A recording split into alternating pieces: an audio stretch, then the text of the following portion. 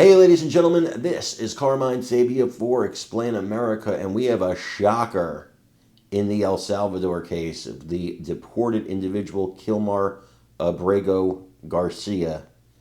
And, well, it's a big deal. But before we get started, please make sure you like, comment, share, and subscribe. It really helps us out, and you can do that all right down there below. You see, the Democrats have been beating the same drum about Kilmar Abrego Garcia for weeks, if not months. He was deported mistakenly. Okay, that is true. He was deported without due process. That's not true. Kilmar Abrego Garcia had due process, and let me explain to you precisely what he had. He had two separate court cases where the judge found that there was credible evidence that the government proved its case that this man was likely a member of the MS-13 gang, a vicious and brutal gang that we don't want anywhere in this country because they're very dangerous people. These are not, we've had gangs in this country. These gangs are beyond the pale when it comes to cruelty, when it comes to viciousness. They are not like the American gangs. Not that I'm giving any credence or credit to American gangs. I'm just saying these people have no mercy. These are very tough gangs. And it's almost like when the Sicilian Mafia originally came over from Sicily, before there was rules established by Lucky Luciano and all of that, they were vicious, super vicious, more vicious than anything America had ever seen. And that all got toned down. And I don't know, I'm not waiting for these groups to get toned down. And even if they did, they're still criminal gangs. So he had due process. He had two courts that adjudicated him a member. There was also an appeal. He lost the appeal. How much more due process do you want? The only waiver on him was don't send him to El Salvador. And here's the kicker. Because Democrats have gone on TV and said, there's no evidence he's a member of the MS-13 gang. But the reason he's not supposed to be deported to El Salvador is because there are members of a rival gang that have his, name in their crosshairs.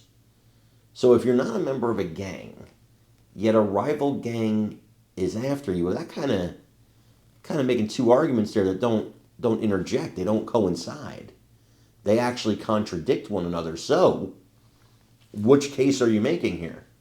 And as Stephen Miller said just the other day, what do you think is going to happen if we bring him back here? He's going to be deported somewhere else. You want to see him go to Egypt?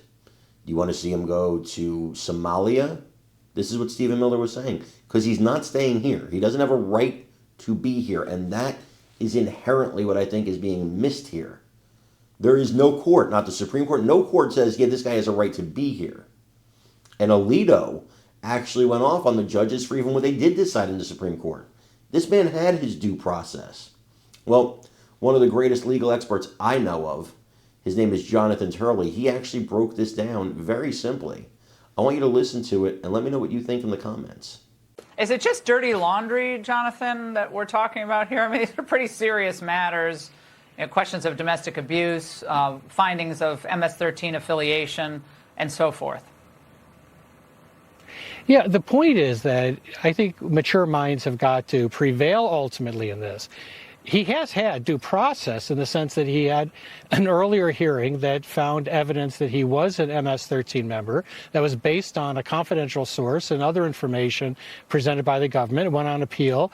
That ruling was upheld, but he was allowed to stay in the country due to the threats that he said were coming from an opposing gang and under a special rule that may no longer be applicable.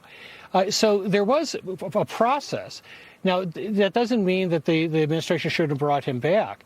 But if he's brought back, I don't see any basis in which he could stay here for very long. I think the administration has very good cause to go back and to really show that the original order is based on conditions that no longer exist.